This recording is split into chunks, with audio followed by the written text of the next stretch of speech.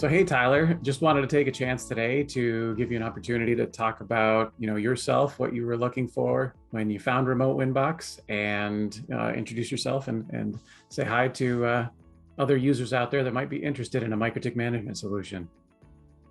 Sure. Thank you. My name is Tyler Casey. I am the co-owner and network engineer of DM Tech Internet. We are a small, locally owned, as are most WISPs, wireless internet service provider located in Corning, California, a big city of about 7,000 or 8,000 people.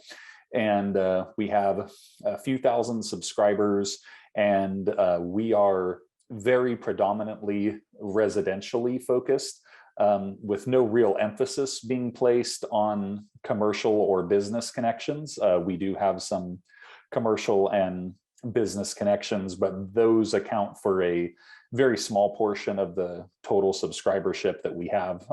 We are in the purest sense of the word, a straight up heavily residential WISP.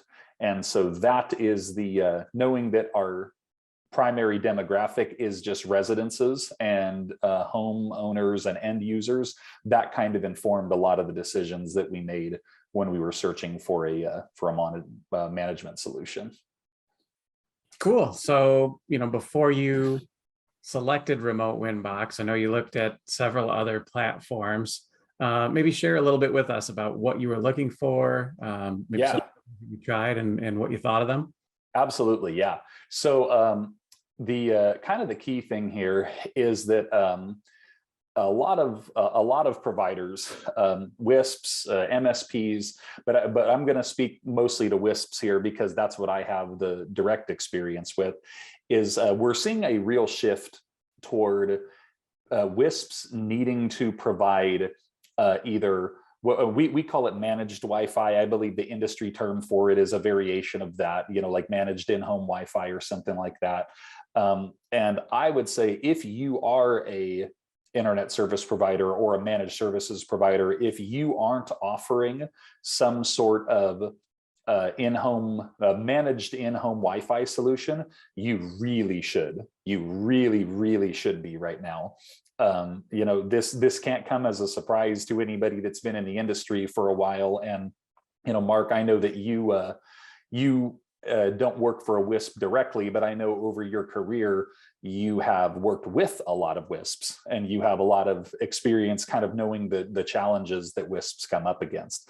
And anybody that's been in the industry can tell you that one of the biggest challenges that we come up against is our subscribers' perception of their connection and perception of how things work versus the reality of how they work. And unfortunately, oftentimes those two things aren't aligned, that the reality is vastly different from the way that your subscribers are interpreting your service. But even more regrettably is that they are not going to, your subscribers aren't going to share when they're telling their family and friends about your service. They're not going to share the reality of it. They're going to share what has been their experience. They're going to share their interpretation of the service. So it's really important to have insight into the way that your subscribers experience and use the internet, particularly in a residential environment like us. Commonly in business environments, people have IT departments, like they have kind of more technical people that they can reach out to. But when your entire business is so heavily driven by just end home users that just want to sit at home and use the internet, you really need to have a high level of insight into their experience. So for our in-home managed Wi-Fi solution, several years ago, we made the decision to deploy MikroTik. And that for us was a pretty seamless decision. MikroTik is what we've used for years on our core and edge routing. All of our infrastructure routing has leveraged MikroTik for over a decade. So it was a kind of natural and seamless decision, as you can imagine, for us to say, you know what, we're gonna deploy this in the subscriber's home. And anybody that has spent any amount of time with MikroTik And Mike, Mark, you're a MikroTik guy. I'm a big MikroTik guy. Everybody knows that one of the most powerful things about the MikroTik platform is the capacity for troubleshooting and diagnosing, issues, and just really getting in and being like, what seems to be going on here? Whether it be from the awesome logging facility that they have, or the tools like Torch, and like a few other things that are just really those indispensable tools that if you can get tools like that in the subscriber's home, the possibilities for troubleshooting is far exceeding anything that's out there for just your typical prosumer.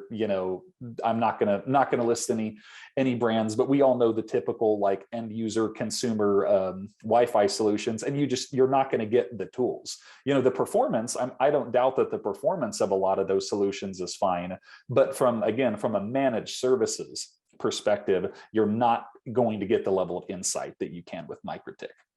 But also, anybody that spent any time with MikroTik would know that up until very, very recently, there really hasn't been a whole lot of awesome options for managing a large fleet of MikroTiks at scale, like at mass. I think that for years and years, longer than I've been in the industry, kind of the de facto standard was just the Dude, which is a free product made by MikroTik for MikroTik. And honestly, we use the Dude. We still have the Dude deployed in our network today. And for free, and for what it does, it's fine. Like it does what it's supposed to do, and it does that well. But anybody that has a large fleet of MikroTiks that they manage can tell you that the Dude has some serious shortcomings. And as you scale up and your complexity scales up, it really starts to lose its utility pretty quickly. And with us having, at this point now, we've got probably somewhere near to about 2,000 subscriber routers out there that are MikroTik. And we were like, that's a lot. I mean, that's 2,000, and that's not including what we have. That's not including any of our core infrastructure. That's just what we have in subscribers' homes. And I set out and I was like, we need something that allows us to have some higher level of control and better insight into what's in our subscribers' homes. But Mark, I mean, I could, just as well as I do, just about everything out there. I mean, we're MikroTik guys. First of all, there's not very many people there's not many developers that are even building MikroTik focused stuff. You have your general multi-purpose NMSs, you've got your Libris and your Nagios or whatever, and then tying in like Grafana and stuff. But those are just multi-purpose, NMSs that people try to fit to make work with MikroTik. But when you think, okay, who's actually building stuff for MikroTik? Not many. Like it's a real small pool. And I can confidently say, without name dropping, that I believe we tried pretty much everything on the market. We tried everything out there. Everybody that had a management solution for TIC, we tried it.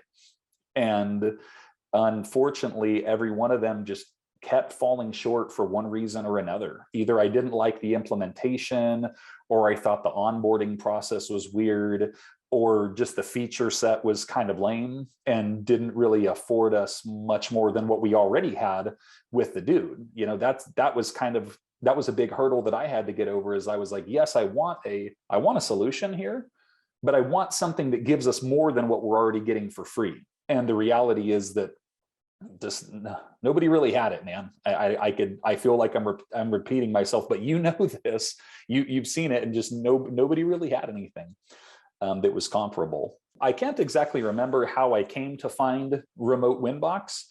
Presumably it's just, I knew who you were from your earlier ventures, I guess I will say. And just being in the same industry, I probably saw you on Facebook or at one of the shows or something like that. So I knew who you were, and I found out about RemoteWinBox, and I was like, you know what? I've tried absolutely everything else out there, so heck with it, we'll try this one too. But the one thing that I mean, immediately, like even upon day one, and that was before we had onboarded anything. That's just when we were doing just here's the cloud, log in, add a few devices and play around with it. I immediately liked what I saw because I felt like the layout and the features was a step above everything else. And mind you, that was that was several months ago now, when RemoteWinBox wasn't nearly as fleshed out as it is right now. And even then I was like, you know what, I kind of like this. And then I think you and I talked a little bit more. And the one thing, I guess, honestly, that was the thing that cemented my decision to go with RemoteWinBox was the commitment that I got from the team there. Because that was just something, one, that there was open lines of communication. A lot of the other platforms that are out there are either located or headquartered overseas. There's time zone differences. There's not a really clear communication channel. There's like a submit a ticket, whatever, but there's no real way. You can't influence development. Submitting bug requests is kind of an issue. There's just not a good way of trying to get needs conveyed to those other platforms. But with RemoteWinBox, that was not the case. We had very clear options for escalation. We had very clear lines of communication, and I was able to get. I appreciated the transparency from RemoteWinBox that when we were, that when we came to RemoteWinBox and we were like, hey, we're pretty interested in onboarding, but these are some things that we would really like addressed, and that we actually got commitment that RemoteWinBox was quite literally willing to put their money where their mouth is and say, you know what, we're so confident that we can deliver what you're asking for, that we will put our money where our mouth is, and we will say we will deliver what you're asking for. And for me, that was just wow, because there nobody else offered anything like that. There was no way to have that level of care. And so we moved forward with it. I don't know, I think we're probably about 90 days, maybe a little over 3 months or so into really getting it up and running, and it's just getting better every single day. Awesome. Great to hear. So, now that you've had some usage here behind the scenes and under your hood, what would you say is your favorite thing about the platform? What do you like? Yeah. So honestly, I think that I joke, but I'm partly serious when I say just in the 90 or so days that we've been with it, we have seen huge changes. Like we've seen really huge changes. And of course, I wasn't really privy to what RemoteWinBox looked like, a year ago or 2 years ago. I don't even know how long RemoteWinBox has been around for.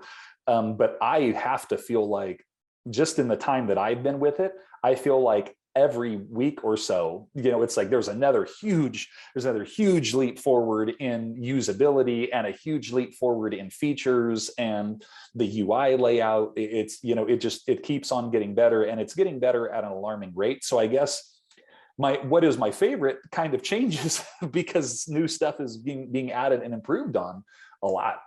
But again, for my purposes, and this is something that I've conveyed to you, one of the most powerful things about RemoteWinBox is that everybody's going to have a different use case for it.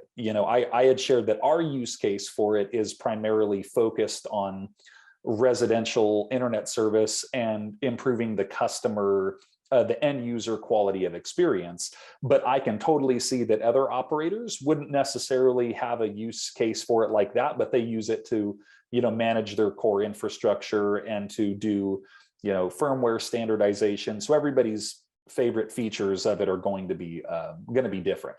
My favorite feature, without question, is at least what is at this point referred to as the router health. Whether or not that continues to stay that is yet to be seen.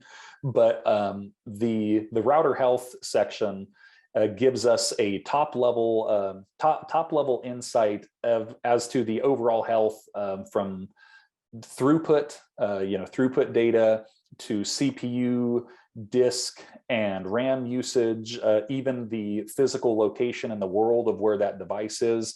And then the cream of the crop is the newly added LAN device historical statistics, which, dare I say, to some people, they would say this isn't really, this isn't really that big of a game changer. To us, this, I think, quite literally, single-handedly, I think that's the one feature that you guys committed to and put your money where your mouth is. That's the one feature that for us was the largest driving factor toward moving toward it, because within this view, we can see not only the aggregate throughput of every router in our fleet down to the edge, like from our core to our infrastructure and all the way into the subscriber home, we can see the throughput. But with the newest edition, we can see the throughput per interface. So we get a historical breakdown of the traffic transiting each interface on the router, which is nuts. I mean, like that's super cool. But then the newest edition of being able to get historical, I know today anyway, we have historical RSSI, historical air rates, so like modulation rates for all of the wirelessly connected LAN devices. I can't even begin to put to words the amount of power that affords us, again, for our purposes, from the purposes of being very like customer centric, that we can see, I can see exactly what devices are connected to their router, exactly how much throughput each device was using, and at what time of day, for how long, what the signal was at the time of that throughput. And I can see all of this overlaid on a graph, and in an instant, with almost no effort, we can look at one of our subscriber routers and immediately get a picture of what the busiest talkers are on that network. We can see which devices are responsible for their usage. And if they're saying that they're having some kind of issues, we can, if they're like, oh, when I'm in my bedroom, I'm trying to do something on my phone and it's buffering. And I can look and I can say historically, oh, well, you know what? I can see that when your phone is in your bedroom, it has a really terrible signal and really terrible modulation rates. But when you're in the living room, it seems to be working fine. So maybe you would benefit from having an additional node. There's nothing else. There is nothing else that has that level of insight that can, like that's true problem solving ability, to be able to look and help your customers like that. It really gives you a picture of how they experience the internet. And for me at present, my favorite feature without question is the router health and the historical device insights. It's just so powerful. Right on. Yeah. So here's a question for you. That being your favorite feature, have you used that in any support calls? Do you know of any stories that you or your support staff have leveraged some of those tools? Yes. And, yeah. Anything you want to share with us? Yeah. So it's obviously I don't hear every story from my staff about how they use it, because even in the short amount of time that we've been using it, it has so quickly worked its way into just my into my daily workflow that I have several examples. Some customers call in and they're generally they're understanding and they're kind of patient, and they're like, hey, I just want to let you guys know that like my service doesn't feel like it's been working the best over the last couple days, and this is what we've tried, and I'm hoping that you guys can look into it. And that's awesome. But then we also get the customers that are like, I don't know what your guys' problem is. I haven't been able to use my internet for 2 months, and I'm paying for service that I can't get, and this is ridiculous, and you guys need to fix this now, and I'm sick of waiting. So one of the things that has become very paramount for addressing those is when the customer says, oh, we're hardly even able to use the internet, or the internet never works, that because of all of the other tools that we have at our disposal, we have for a long time been able to see, objectively, factually, whether or not they are or are not using the internet. But up until now, we've never actually had the ability to be like, you know what, not only are you using the internet, I can tell you exactly what is using the internet and exactly what time of day. So we had a call semi recently where the person was not exactly they weren't exactly pleasant about it, because they were saying that they're just sick of the buffering and feeling like it wasn't really working very well. And so we logged into RemoteWinBox, took a look at their aggregate usage, and we could see that there was a period of time for, I don't know, we'll say like 12 straight hours or something, that they were just pegging out their 50 megabit per second connection. And in our office, we use the term shelving, and that's like when their throughput graph just looks like a shelf where it just comes up, stays flat, and then comes back down. So they were just shelving this 50 meg connection for hours and hours and hours. It's like literally half the day that they were just scorching this connection. And both RemoteWinBox and the other tools that we had could verify, yep, they were definitely using that 50 megs. There was no question about it. And so we shared this with them, and we said, hey, you know what?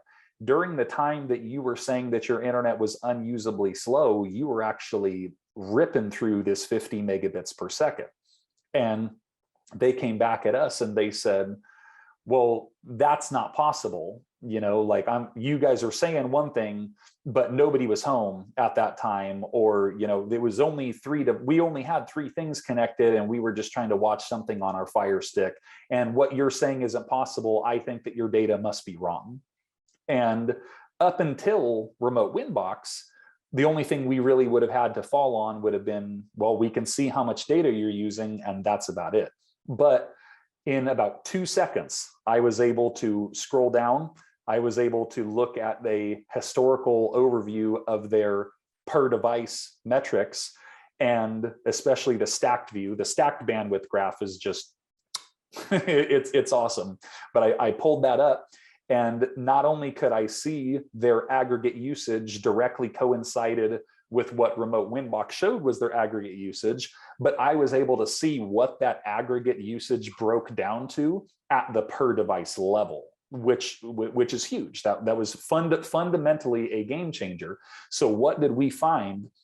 Within about 3 seconds, that there was an Xbox or an Xbox One that was scorching 50 megabits per second for that whole time. And it was clearly marked, like in RemoteWinBox, it was clearly labeled Xbox. It was pulled in, like as the host name or something like that. So in that instant, I was able to say, there you go. There's the corroborating data. Everything that we have says 50 megabits per second.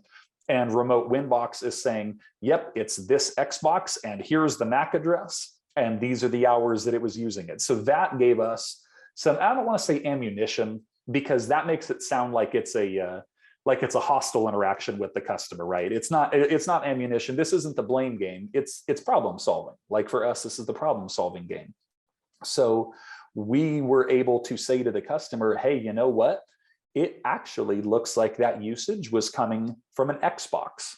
And based on the signal, because that also informed a lot of other things, that we could say, you know what, based on the signal to the router, I'm betting that Xbox is probably a room or 2 away from the router. And we know that it's over wireless because we could see that it wasn't happening, it wasn't traffic on an ETH port. It was definitely over wireless. And we were like, I would investigate this because it looks like this is Xbox. And what would be their reaction? But it's got to be my son. I've got a stay-at-home gamer. Like, it's my son. He just stays up playing these video games. But then they knew. And what was crazy, though, is what started off as a little bit of a frustrated customer where they were, feeling like we were doing them dirty or not being forthcoming. We were able to actually give them useful insight towards solving their problem. And what they then discovered is maybe this is a conversation that they need to have with their son, or they need to try to impose some kind of restrictions there. Now, obviously, we could also have took that moment to upsell them on a faster plan. So that it presents a lot of upsell opportunities as well, that we could have said, you know what, you were on 50 meg, let's try to get you on 75 meg, let's try to get you on 100 meg. But that's a separate opportunity, right? That's an opportunity to upsell. It doesn't necessarily address their original concern. And what we don't want to do is we don't want to be the internet service provider that every time somebody calls and says it's slow, we say, well, you know what? You just need to give us more money. Like give us more money and the problem's going to go away. In this case, they had an issue that was very easily managed, I guess. Like they could mitigate that issue just by being mindful of the fact that they had a gamer son who during prime time was blistering through this 50 megs while they were just trying to watch movies. And that ended up creating, you know, a customer champion for us. And that kind of insight is not something that we have ever historically had. Like, you know, never in our company's history have we had that level of visibility and insight to solve customers' problems at that level. And it was so cool. Like, it was just such a cool experience to be able to say, because of our newly deployed toy, that we were able to help that customer in a way that previously would have just been impossible. And the only thing that we would have been able to do is say, well, sorry, we can see that you're using 50 megs. I don't know what to tell you. Right on. Yeah, that's a great story. Appreciate you sharing with us. Yeah. So you mentioned that you kind of have changed your process a little bit and kind of integrated RemoteWinBox into your daily routine. Anything you want to share about, what are the things that you do there and how has it helped you? Sure. So I think it's also important to mention that RemoteWinBox for us, as with many NMSs, is a layer, right? We have other NMSs that we use for different things. And so I think that anybody that is looking for a one-stop shop, one NMS to rule them all, so to speak, I'm going to stop you right there. It doesn't exist, not yet. So RemoteWinBox is a tool. It's a tool in our toolbox that we use alongside other tools that we have. So as far as like daily things, one of the neat things that I do is with the new dashboard. You guys recently made some improvements to the dashboard. You improved the UI improved the UI a lot, and you added the ability to have like a favorite router. Just like right there on the dashboard. Anybody that hasn't seen it, you guys will see it. It's really cool. But it's kind of it's like a high level overview of just, this is how your fleet of MikroTiks is looking. And that's something that I can either have like up on just a monitor, like just a stationary monitor where I can sit down at my workstation, glance up at RemoteWinBox, and I can look over the last 24 hours and be like, how have things looked? And I can see my throughput, so I can see if there were any unexpected drops in throughput, maybe like if we lost a peer, or if like a backhaul seemed to be having issues. I would be able to see that pretty clearly reflected in the graphs. We can also see a list of devices that were offline, and what time they went offline, what time they came back online. So for the purposes of just like a single pane of glass, like a knock type view, the dashboard affords that, and that's pretty cool. But then there's also the just the troubleshooting phone call. So the day-to-day workflow. It's what we're finding is that when troubleshooting calls come in, and it's pretty rare that we get troubleshooting calls, but I think with most ISPs, they will have the same experience, and that is that the bulk majority, the overwhelming majority of troubleshooting calls that they get aren't actually at their level. They're not at the network level. Most of them are at the subscriber level, or the device issue level. And so as far as like day-to-day operations, every time I even pick up the phone, if I get a trouble call that comes to my desk, one of the very first things that I even do once I verify that is the customer and check and make sure that their account is still active, is I just go to RemoteWinBox. I load up RemoteWinBox, assuming that they have one of our managed routers like that. So that's the thing at this point, is getting people, because we have a, bring your own router policy. So people are allowed to, if they want to, but we really try to push and encourage people to get on our managed Wi-Fi service for this very reason, because of the tools that we have. But as soon as I see that somebody is opted into the managed Wi-Fi service, it's straight to RemoteWinBox, because at this point, and like to date, RemoteWinBox is the closest that we have. It's the closest tool that we have to literally standing inside the customer's house. I mean, the only way that you can get closer is to be there. But if you want an idea of what the environment looks like in the customer's house, RemoteWinBox is as close as we have. So, I mean, day-to-day operations, it's, depending on the nature of the phone call, it could be almost every trouble call that comes in where, RemoteWinBox is one of the first things that we're loading up. Awesome. Well, hey, Tyler, I appreciate your time and your kind words today. Thank you. Anything else you wanted to share for last thoughts? Not really any last thoughts. I would just really encourage anybody, if you have a fleet of MikroTiks, whether it be for subscribers, your subscriber ticks, if it's just your core infrastructure, or if you maybe you're just like a managed services person and you're not an internet service provider. Most everything that I've been talking about has been from the perspective of an internet service provider. But as you know, Mark, there's a lot of people that use MikroTik that are not internet service providers. They're managed service professionals, or they have some other kind of industry. So if you are managing a fleet of ticks, or you're trying to manage a fleet of ticks, and you want to have a central way, a central way to control them, to standardize them, to get insight into the health of them, I would really encourage people to check out RemoteWinBox. Like I said, I've looked at all of them, I've tested all of them, and I have to strongly encourage people, because I don't think they'll be disappointed, and I do believe that it's only going to keep getting better. Right on. Well, thanks, Tyler. Thank you.